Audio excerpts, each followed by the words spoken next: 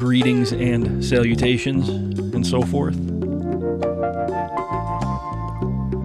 Welcome to No Platitudes. My name is Peter Lundholm. Yep, I got a podcast. This is rock bottom. You are with me at rock bottom. How exciting, right? How you doing? You all right? I hope you're all right. I gotta tell you, I am instantly regretting this. I should not be doing this.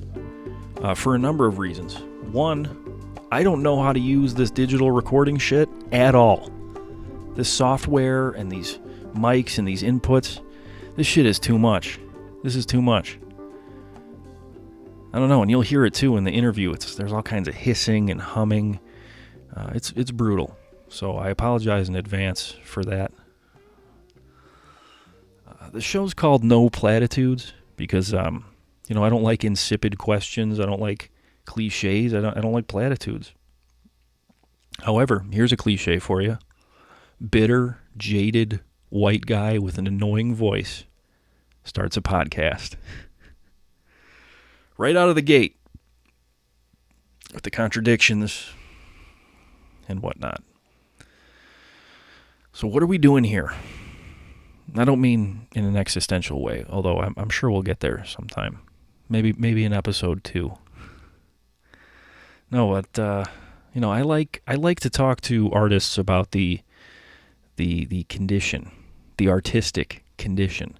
Like what makes an artist do their thing? What makes you play your song that way? What makes you paint your picture that way? What makes you write your story that way? I'm very interested in that. Just the why. Just the who do you think you are? Who do you think you are? And I don't mean that in a hostile way. I mean, what are we saying? What are you saying? What does it all mean? This was a bad idea. I shouldn't be doing this. I'm not qualified. I'll tell you who is qualified, though, as my guest today, Mr. Cary Cohen. Cary is a wonderful guitar player, songwriter, comic book writer, comic book penciler and inker. We'll talk about that. He's just, he's just one of those guys you can't not be feel good just being around him. Talking to him. I'm in the fortunate position where I get to play music with him, at least once a month, sometimes more. He's just the greatest guy. There's nothing more you can say about it. And I tell him this in the interview, and I can tell he doesn't like it because he's humble like that. But he's just the prototype. It's the type of creative life that I would like to have someday. Just to have a multitude of creative outlets and really, like, the stuff he does matters, it really does. It's meaningful. His comic books, his music, the shows that he plays, and just the way he treats people and the way he is, it's hard not to be like, man, that's the guy right there. We had a great talk. I apologize for the hissing. We're going to learn. We're going to go on this journey together. We're going to try to figure out this podcast thing. And, I guess that's all there is to say. I hope you enjoy it. Here is my conversation with Mr. Cary Cohen.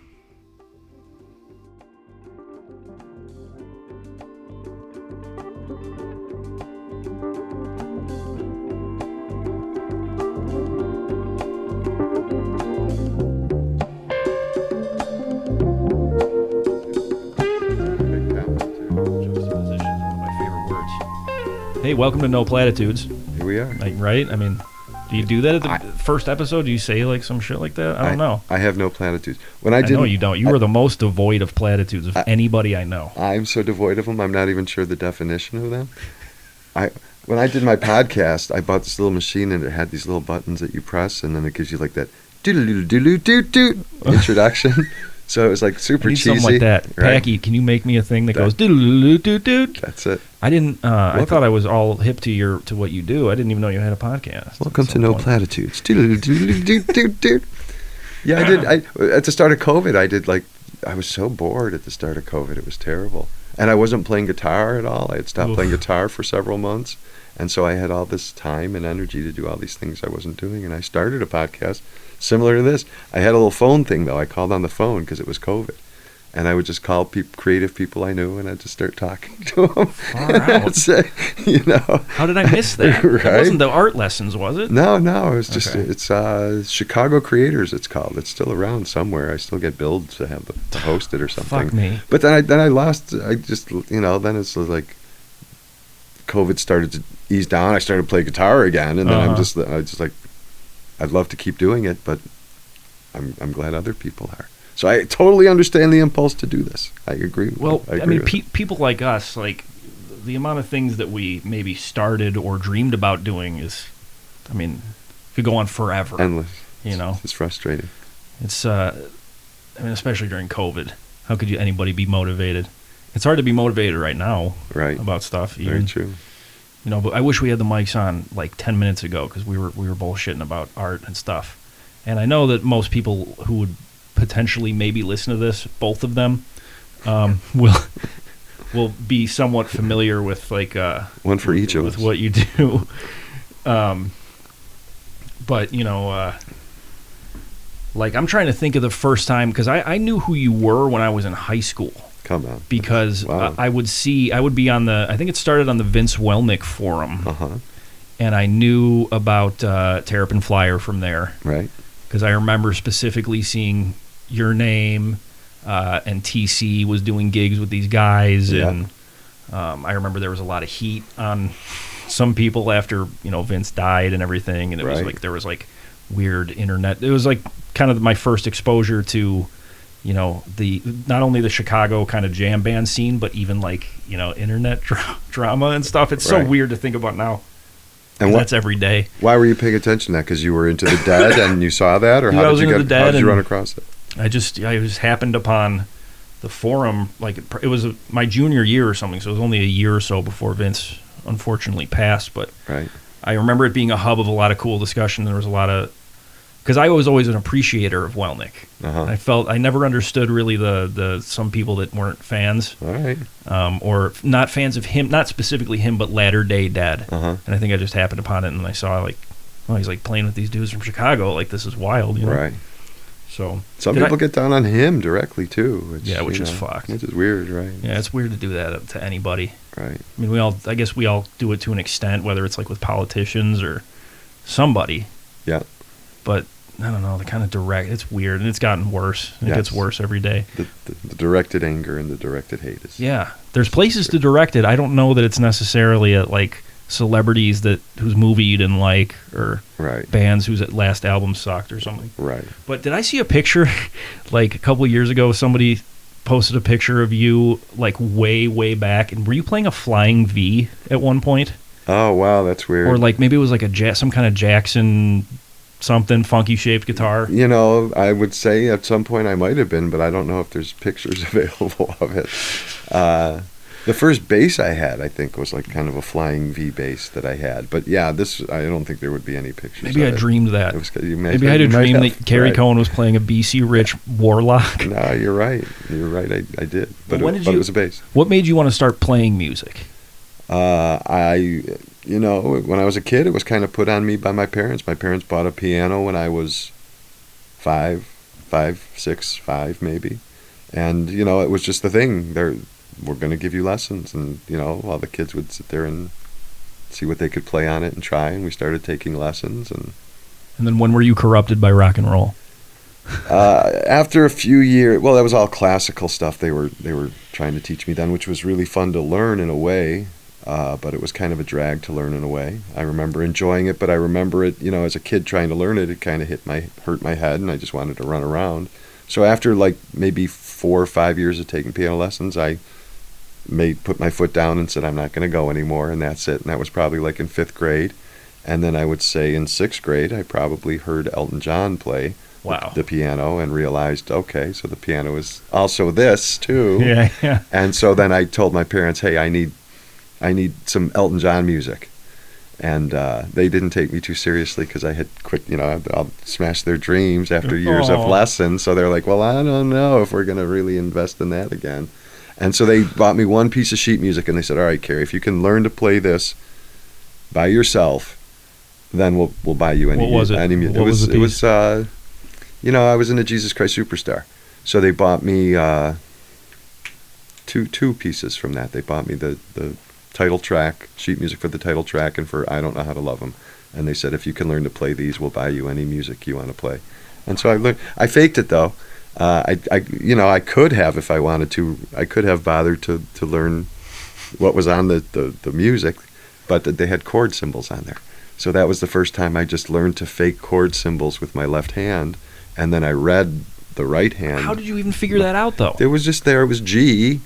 And a friend of mine had taught me. A friend of mine whose dad played music professionally, like nightclub music, and so we were kids. And my friend taught me the system that his dad had for forming chords, and it wasn't like really a musical system. It was just a matter of counting out the notes. Finger placement. Like, exactly. If you know where a G is, then you just count up 1, 2, 3, 4, 5, and then 1, 2, 3, 4, and that's a major chord. And if you count it the other way, 1, 2, 3, 4, 1, 2, 3, 4, 5, then that's a minor chord. And then we figured out that if you just start changing the arrangement, then you have the different intervals. And so, we had really basic rudimentary understanding of that. So once I saw the chord symbols, it gave me a place to apply that. And so I tried that. And it was easy for me to fake my parents, who couldn't read music or anything, that I had knowledge. That I had learned to play these songs really quickly when I really hadn't.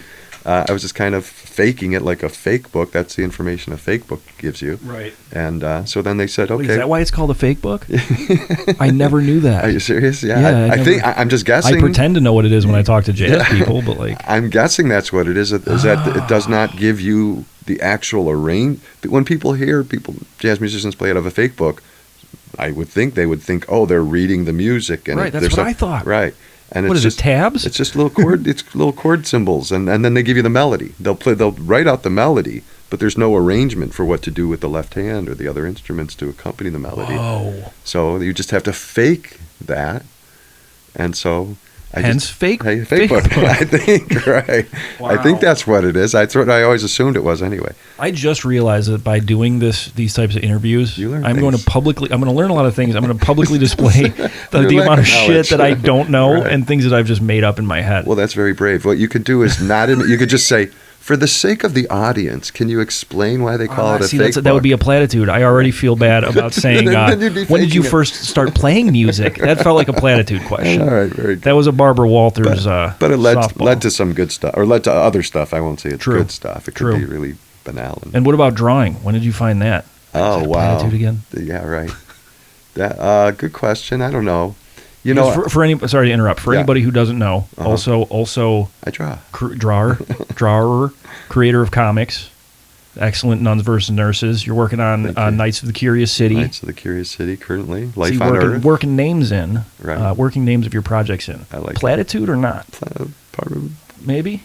Could be interpreted as a platitude, but it's helpful, so we won't look at it that way. There you go. All right, I'm into that. But yeah, when did you find that? I mean, I feel like every kid at some point scribbles, tries to draw something. So I'd say if I look back on that, then I'd say it's right at the same time I played music. That I would say when we were like waiting for our turn to take music lessons, we would just draw in the waiting room, and draw little like funny cars or planes or tanks or whatever we could think to draw. And I wasn't very good at it, but I noticed other kids doing it, and so I would try and do it, and I'd be really dissatisfied with it, and I didn't have a love for it. But I would say that's the first time I remember doing it and wanting to do it and thinking about it. And then I remember in 6th grade having a question about art for my teacher that he couldn't answer. I was trying to get some kind of idea. I wanted to draw a trapeze artist. For not as I wasn't like an artist, but it was just in class, and we have to draw something. And I wanted to draw it kind of like with a camera view looking down from the top of a circus tent from the top view of the trapeze. And I asked my teacher, well, how would you do that? And he kind of looked at me like, what are you talking about? And I was like, I realized, well, I don't think I'm going to be getting answers here. But the question still remains. See, even as a non-visual artist, I feel if somebody asked me that question, I would be like, "Oh, this kid's like gifted. Like this is a kid who's thinking in a different way than the other kids." Well, I was thinking. This kid's asking me about perspective and all these things, And I didn't even know it was perspective. That was why it was confusing to him. I had no thoughts to form the question I needed to answer. What was your point of reference for that? Just your mind. Exactly. And I couldn't even think to say I wanted a camera view from up there. I just saw it in my head and had no way to explain it to him, so I think I confused him more than I helped him. And then he tried to show me something, and it didn't represent at all what I wanted to see. And so that was, but I was more. It's not like I was intent on on being able to do it. I was just frustrated that I couldn't. So I didn't look at myself as an artist. I didn't look at myself as someone who wanted to learn to draw. I just looked at myself as someone who had that idea, couldn't execute it, couldn't learn how to, and so I was busy playing music and didn't pursue art until maybe I started reading comic books more in like freshman year of high school probably. Oh, wow. And then I would look at this art, and I'd seen other kids like maybe draw a version of Spider-Man or Thor and think, hey, that's pretty cool. And then the idea started to occur to me more. Hey, I want to create these images for myself. Right. So I got a little just for the doing of it. Just for the feeling just of an doing impulse, it. exactly. Yeah. Just the impulse of saying, I've seen people do it. I'd like to do it. What is that impulse that's kind of a good question. Kind of a good question. Because it is really, at the end of the day, it is about the doing it. We can try to do things. Oh, you want to have a show and you want people to come, and you want to maybe make some bread, or you want to put out your album and you'd like to make some bread and get the message out. I feel like the bread is generally an afterthought, but it's certainly there. Yeah. I mean, we do live in a heartless, fucking revolting capitalist society, but it's the need. It's just this need to do it. Where does that come from? Right. Where do you think that comes from? Well, I think you're right. It's going to happen without the money because it happens before the money. Right. Obviously, I wasn't thinking about money or being good enough to get money to draw or play music at that point. Yeah, but do you remember what I said to you the first time when we did that gig together, where I did a Terrapin gig with you, and then I messaged you on Facebook to come and do a thing with Departure or whatever, right. Pete Lundholm and Friends thing I was doing. And I was like, I always felt with you every time I would do a Terrapin thing with you, or I would see you playing with somebody, that I can tell this guy would be doing this if there was no one there. That's true. If there was nobody watching, I know this guy just needs this. That's true. And the thing is, I laugh at that because it's like, well, I was doing it when no one was there because no one wanted to be there because it was no good. Right. There was a lot of that. And so, if you do that enough, if you do it when no one's there enough, eventually maybe someone will show up and maybe someone will stick around. Yeah. And by the time we met each other, I think that's what was happening. So I think that's what you saw was the joy of finally getting to a point where people are interested in what you're doing, right? And having wanted that, not as the goal. I don't think I ever started drawing or playing music or enjoying it to say, hey, I want people to look at me and enjoy this. But you recognize that aspect's there, and so when you reach that point or that goal, then it's like, well, that feels good. Let's do some more of that, right? And let's enjoy that. I was talking to someone the other day about something real similar to that. When I was young and I would play piano when I was a kid, maybe 10 or 12 or whatever, there was always these series of people in my life who would want to follow my progress. And it was interesting to see how they would react to what they would see of my progress and to measure their level of interest that they would express to me. Play something for me. I want, whether it was my parents' friends coming over or relatives I hadn't seen or friends or my brother's friends wanting to see, hey, how good are you now? How good are you now? Right. I would always measure this difference between their level of interest that they would show and then their level of interest after I would start to show them what I could do. Because at some point, their interest would change to non-interest. And they'd be like, I've seen enough. I'll walk away now. Or even it's just like they're intensely looking at my hands on the piano for 30 seconds, and then I miss a note or something happens, and I noticed their head would turn away, or they would just lose interest. No. And so I would start to look at, well, what is that moment? How did I lose them? Exactly. What is that moment where I lost that intense interest they had coming in, and now they're ready to walk away? And so I think then and still the point you're talking about when people wanted to stay and listen, and to this day I think that's an important thing that I want to look at An important thing to look at in art, if you want to have commercial success, that's not, necessarily the intention, but if you want to, is try and understand that moment. What is that moment where you keep someone's interest? Right. And what is, because if you can understand that moment where you lose someone's interest, then just don't do that. And you'll never lose their interest, Wow. But the mystery, of course, is what is that next moment you lose their interest? Right, and also is there a line where it goes from creative soundness and aptitude to then becoming something malicious of how can I maliciously keep people ensnared? Right, absolutely. Yes. I saw something the other day, and this might sound very, very like some old bitter guy or something, but I literally had to like turn my phone off and look away from the world because I saw an article about producers now are shaping in pop music, whatever you want to call that, because nowadays there's so many, it reaches very far, right? But that they are tailoring things to be in such a way. How could we summarize this music or this hook or this thing to where it would be the best possible TikTok video, right? And that now is the intent. Yeah. And I think the term I've been hearing a lot lately is like everyone's just trying to hack the algorithm. Hack the algorithm. How do you break through enough?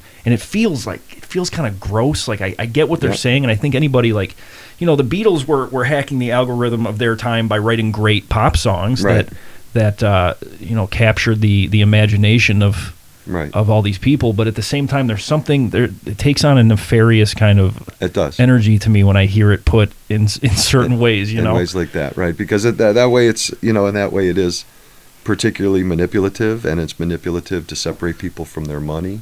And it's manipulative to do that in the name of art. Right. If you're not providing art. Bad faith music. Exactly. Bad faith music. That's it. And I can touch on that too. I've heard of that in terms of Spotify and Spotify artists. Right. Timing their songs, recognizing that they'll get paid less the longer their songs go on because they want clicks to the next song. So if they time their songs that are really super short, or other ways like that, then they can get people to click onto the next thing and get more royalties. And of course, then people design their music instead of like maybe they could write the best rock opera in the world, right? But they'll never get to it artistically because they're limiting themselves to try and get that next click. It ceases to be about expression. It's not art anymore, right? It's a bummer. It becomes.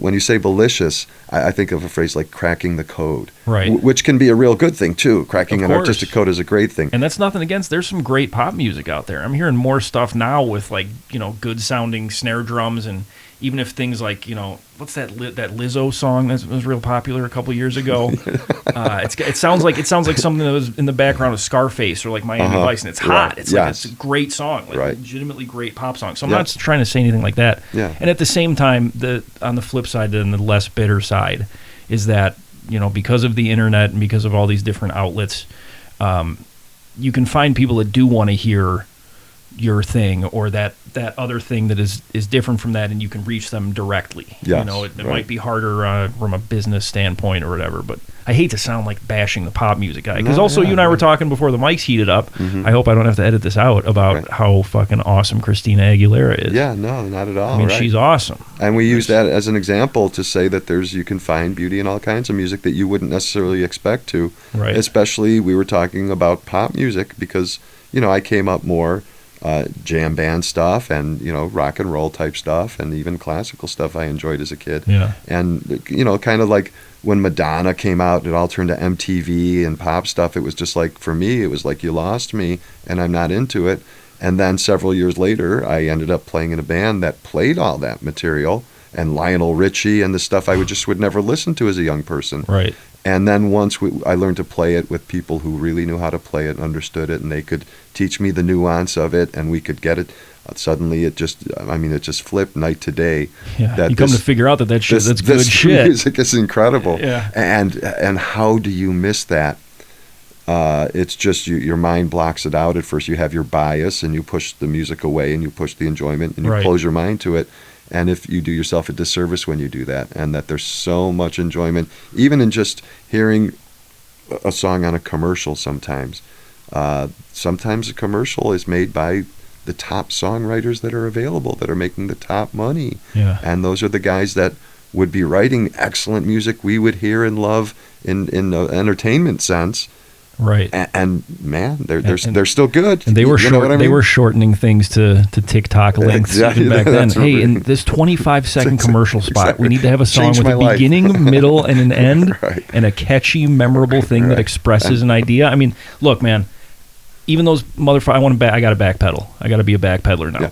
Even those people that are hacking the algorithm. Right. You're doing your thing. I there's get good it. stuff. You know, there's something to be said about that. There's an art and everything. I don't want to be that guy. I feel bad now. I'm going to edit that out. No, don't edit I'm going it to out. delete it. No, it's okay. It's a thought. All right, yeah, you're right. Okay, here's another insipid question for you, because Right. I don't know this one, and like I mentioned the old picture I thought I saw of you earlier. I'm Right. starting to think I dreamed that. What was like your first like band? First band was a band called Clear Blue. Great name. In 7th grade. It was Clear Blue because the drummer's drum set was like whatever material that would be. That was Clear Blue at the time. Fluorica, whatever you would call it. Was it like actually clear? It was had, clear, like, clear transparent. shells? Yeah, you could see No right through the shit. entire thing, and it was blue. And so we thought that was pretty cool, and we called the name Clear Blue. And it was put together by a guy who would then later go on to produce the television show Beverly Hills 90210, I believe. Get the was fuck his outta call here. to fame. But he was Wasn't that what's his name? Shannon Doherty and Yeah. and Elvis, Oh, the the Elvis producer. guy, and right? So Luke Perry. right. So, Shout out to Luke Perry. R.I.P. Luke Perry. Right. But you know, that's an aside. So anyway, yeah. So that was it. We were just in 7th grade, and we had a guitar, and we didn't even have a bass player, and we didn't care or notice.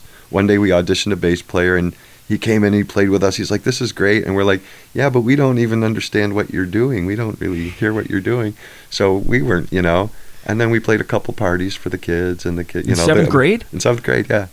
I mean, yeah, we played like real parties. Like we got hired by adults and That's got sick. paid to play parties. That's because you had your piano training. You were Yeah, advanced, right, So you got right. gigs in 7th That's grade. right. And but we were. I wouldn't say we were bad. We were just, you know, doing it by rote or whatever, just playing the songs the best we could understand them as a unit without a bass player.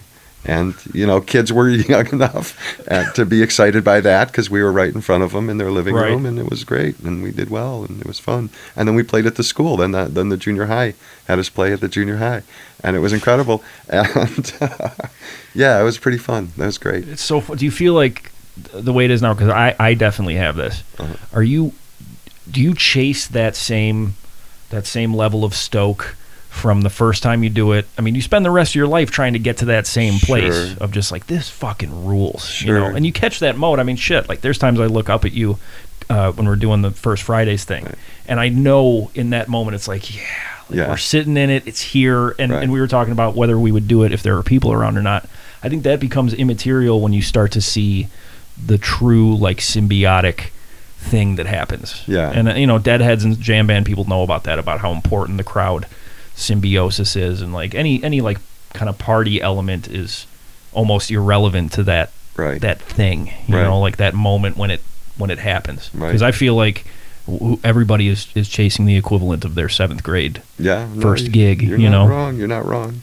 That whether it's an emotional response or just the energy that you feel, and then you ask, where does that creative impulse come from? A long time ago, I'll backtrack now. I think it ties in, and say, you know, I think a lot of it comes from being inspired by other people, and you know, like I grew up around Ravinia Park coming up, so like at nights you could hear the music coming from Ravinia, or we'd go sneak in the fence or whatever we had to do, and we saw a lot of music. Allegedly. Yeah. I have to say that, I think. And so it was easy to be inspired. I mean, once you see that, I remember wanting to play the drums when I was a kid. I remember seeing before I was taking piano lessons, but I wasn't actively performing at all. I was 10 years old or whatever, and seeing a drummer and just saying to myself, I want to do that. I want to be at Ravinia Park on the stage playing those drums and have these people come see me do that instead of me coming to see this guy do that.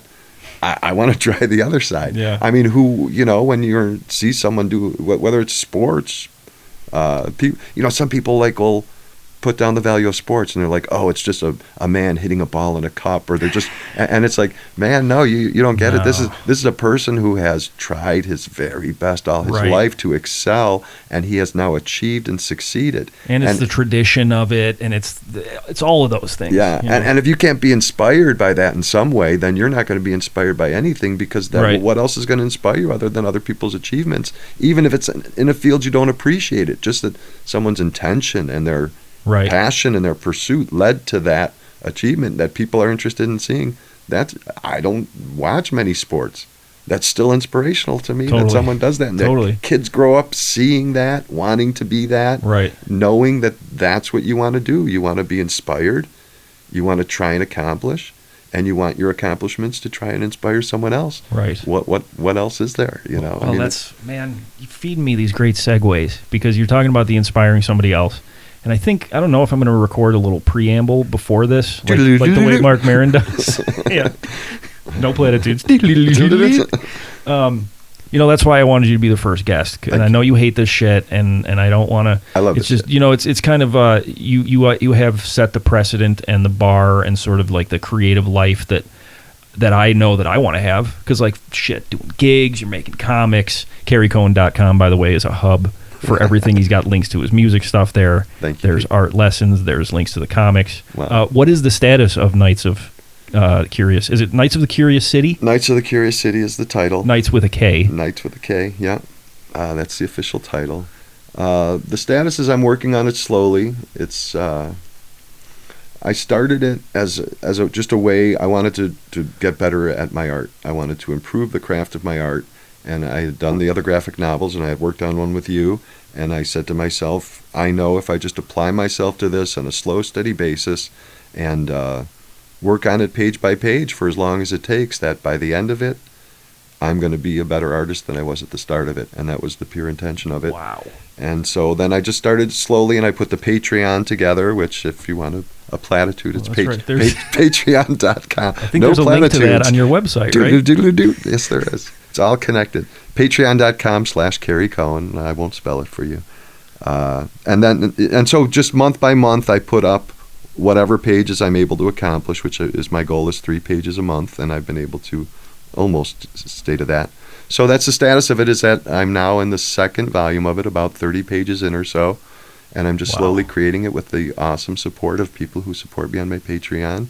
And I'm happy with the story so far, and I'm happy with the improvement I've made in the art so far, and I'm getting I'll say I'm getting incredible feedback on it, not just from like my friends that support me on Patreon, but I send it out to people in the comic book community, and I ask them for feedback from it too. And really, it's incredible on Facebook, which is so easy to complain about.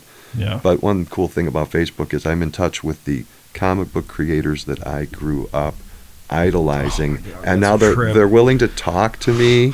We talk about art, their art. I mean, I don't send them my art and say critique me, because obviously they you don't want to open with that. Exactly, you build to that, but get to it, right? But that they're there, and they're offering their daily advice on what they do, and that I can be in touch with them is just an incredible inspiration. Who are some of those cats? Who were?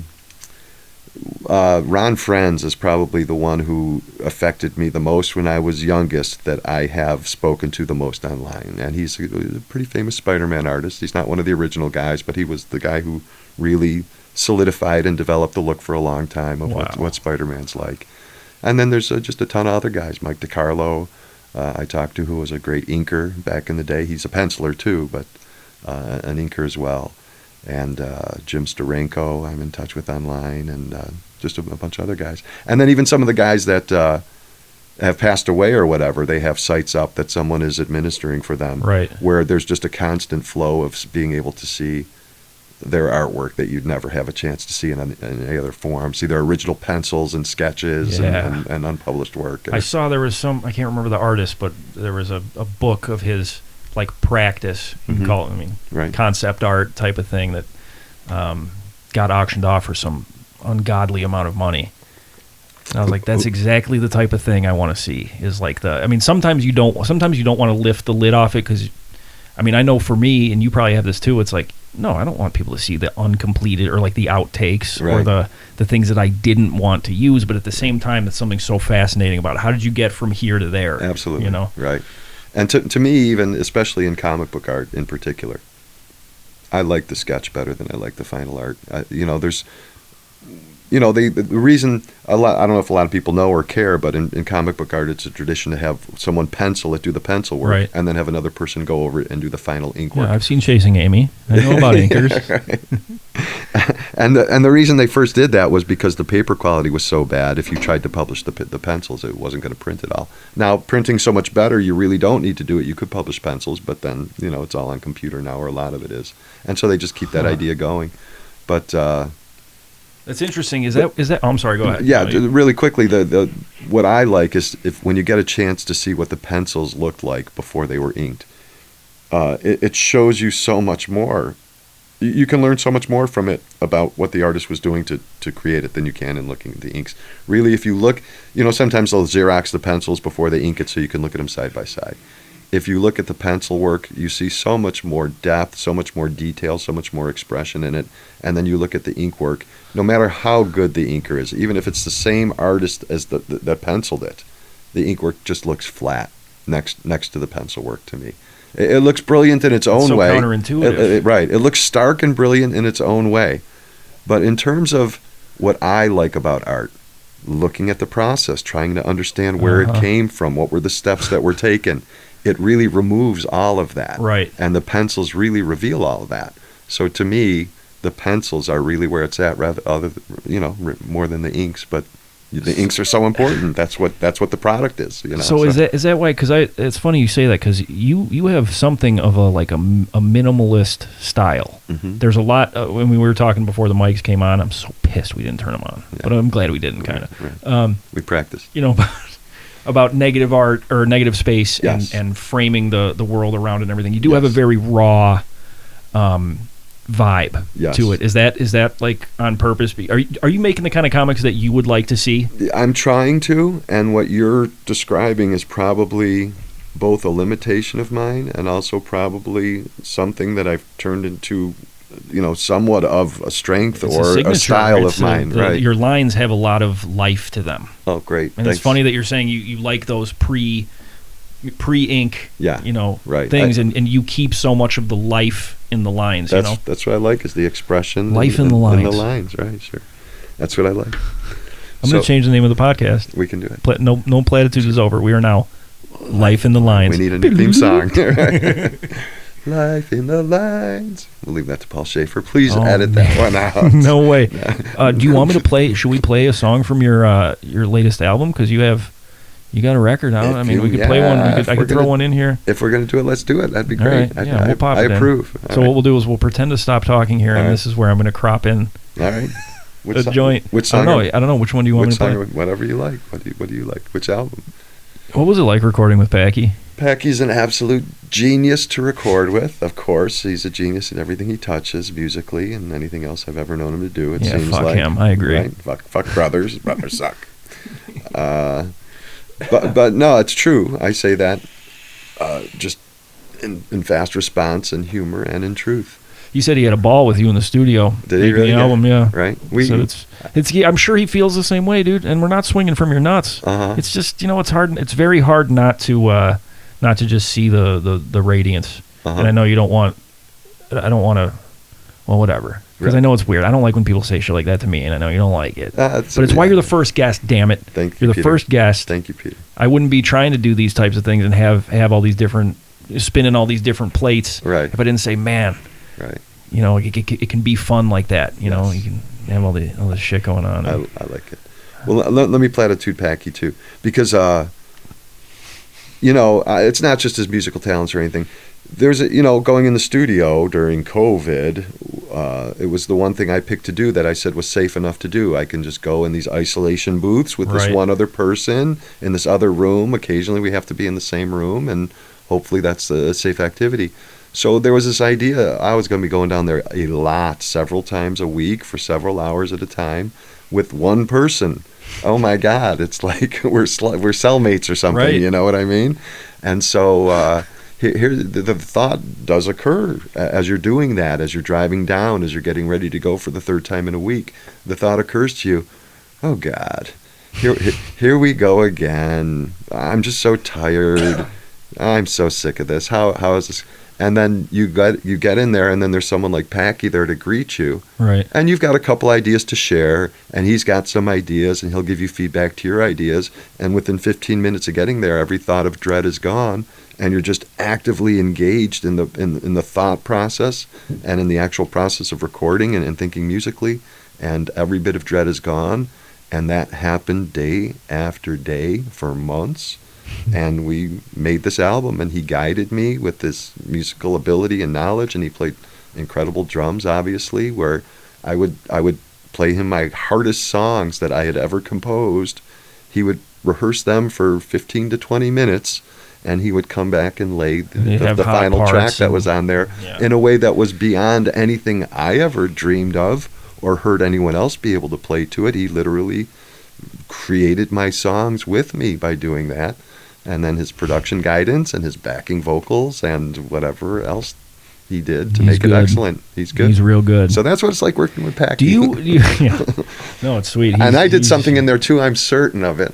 But so, and that brings me to another question. I wanted to ask this back then. Mm-hmm. When you write songs with your background of some jam band, Dead centric things, right, playing with TC, playing with Terrapin Flyer, and now Northwest Corner and stuff, everything you do you write things with any intention of them being live vehicles when you're making it for an album? Like, do you have to reduce things down to, hey, we're talking about hacking the algorithm, kind of. Do you have to try to boil it down to, like, how do I get this to its essence, but maybe keep that mindset of, should we ever should I ever get out and play this one live, here's where we could take off. Mm-hmm. Or I would say over a period of time of writing songs for several decades, that has changed. I would say maybe with every song there's a different intention of it.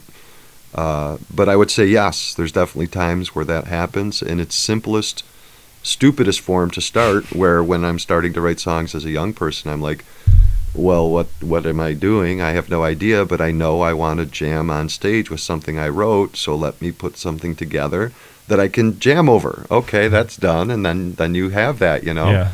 And then from there you realize, well, that's not really a great basis to write a song on for more than 1.5 songs, So hopefully you find some other intention to write a song, and then I think, if you're familiar with the arc of the Grateful Dead, you realize after all these experimental, silly, ridiculous, anywhere songs, they came up with these albums, American Beauty and Working Man's Dead. Right. And the finest American music ever made in songcraft. The perception of them changed from everywhere, from their fans, from the record executives, from themselves. Right. And they became craftsmen rather than just crazy kids throwing sounds together. Feedback.